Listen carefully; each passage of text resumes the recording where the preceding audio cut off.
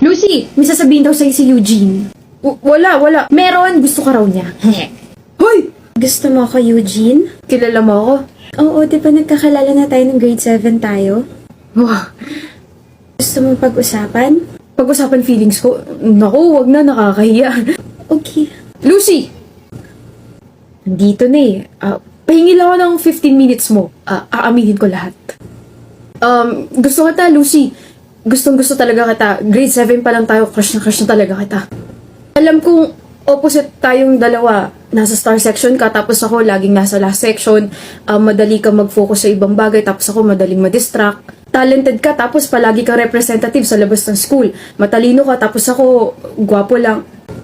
Ang ibig ko sabihin, consistent escort ako simula grade 7 hanggang ngayong grade 10. We're not perfect and things...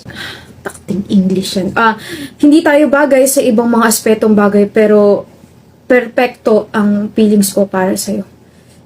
Gusto kita, Lucy. I appreciate your bravery for confessing in front of me, Eugene. Hindi lahat kayang gawin yan, but What? I wanna focus kasi sa studies ko. Hindi ako hahadlang sa pag-aaral mo. Gusto ko lang ilahad yung nararamdaman ko para sa'yo. Hindi mo na kita liligawan kasi alam kong focus ka sa goal mo. Distracted na nga ako, tapos dadamay pa kita. Ayos lang. Dito lang ako. I'm sorry, Eugene. Ako! Walang dapat ika-sorry. Ayos lang talaga. Ayos na ayos. Lucy! Eugene! Para hindi tayo nagkita 6 months ago, ah. Sandali lang naman yung pagkikita na yun. Namiss pa rin kita. Pero the hair. I love the hair. Ang powerful mong tignan, architect. Hindi naman. Ang hinhin mo pa rin talaga, no? At ang ingay mo pa rin talaga, no? Ngayon ko lang na-realize na you grew up so well. 10 years na yung nakalipas, pero height mo, same pa rin. Ikot ka na ba? Ang daming naghahanap sa'yo. Saan si Lucy? Nakita niyo ba si Lucy? Pupunta ba si Lucy? Di ba Yuchi, BFF kayo ni Lucy? Wait, have you met... Oh! Ayun siya, tawagin ko nga. Wag na. Eugene, nandito na ang yayaman ng business owner namin, si Eugene. Manahimik ka nga. Eugene, si Lucio, yung crush mo nung high school tayo. Naalala ko na ako yung may dahilan kung bakit napaamin ka bigla. You've changed, guys! Hi, Architect Lucy. Hi, Eugene. Hi lang, walang kiss. Char, sige, usap muna kayo. Catching up with the ones that got away. Yeah. Kasal ka na? Huh? This ring? No, this is just an accessory. Sinuot ko lang kasi bagay sa outfit ko. Why am I even explaining?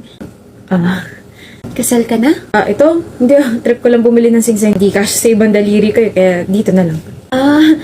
Akala ko kasi kasal ka ni. Ano tong naririnig ko? Anong kasal? Ha? Anong kasal-kasal? Paano ikakasal to? Ay, nihintay ka nitong si Eugene. Pagod na ako sa inyong dalawa. Kailan ba magiging kayo, ha? 10 taon na wala pa ring usad. Yuchi! Ikaw, Lucy, kailan mo amin sa sarili mo na may gusto ka talaga dito kay Eugene? Na all this time, hindi ka nagkaka-boyfriend dahil hindi mo wala sa isip mo tong lalaking to. Alam mo bang one time nagreklamo sa akin to si Lucy nung high school tayo kasi bigla ka na lang daw lumayo after your confession? Ngayon, ako na magsasabi kasi nahihirapan ako sa inyong dalawa. Ako'y naiinip eh. Lucy girl, hindi lumayo sa'yo si Eugene nung high school tayo. Ano ba? Si Eugene? Never siya lumayo. He's always been there.